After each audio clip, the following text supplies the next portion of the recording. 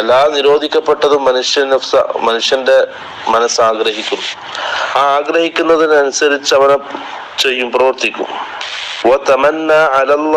അമാനി, എന്നിട്ട് അള്ളാഹുവിൽ അവൻ പ്രതീക്ഷ അർപ്പിക്കും.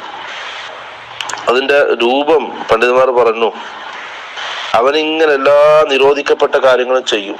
എന്നിട്ട് പറയും അള്ളാഹു ഗഫൂറാണ്, അള്ളാഹു റഹീമാണ്, അല്ലെങ്കിൽ ഇൻഷാ അല്ലാഹ് തൗബ ചെയ്യും. അപ്പം ചെയ്യൂല, ചെയ്യുമെന്നുള്ള ആ പ്രതീക്ഷ. പിന്നെ വയസ്സായാല് നന്നാവും, ഇപ്പൊ ഇങ്ങനെയൊക്കെ ജീവിക്കുന്നു, വയസ്സായാൽ നന്നാവും.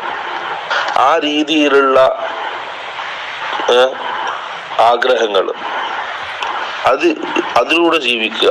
സ്വന്തം വിചാരണ ചെയ്യാതെ മനസ്സിന് തോന്നുന്നൊക്കെ ചെയ്യും. പക്ഷെ ഇങ്ങനെയുള്ള കുറെ ആഗ്രഹങ്ങൾ, അത് അശക്തന്റെ അടയാളമായിട്ടാണ് റസൂൽ സല്ലല്ലാഹു അലൈഹി വസല്ലം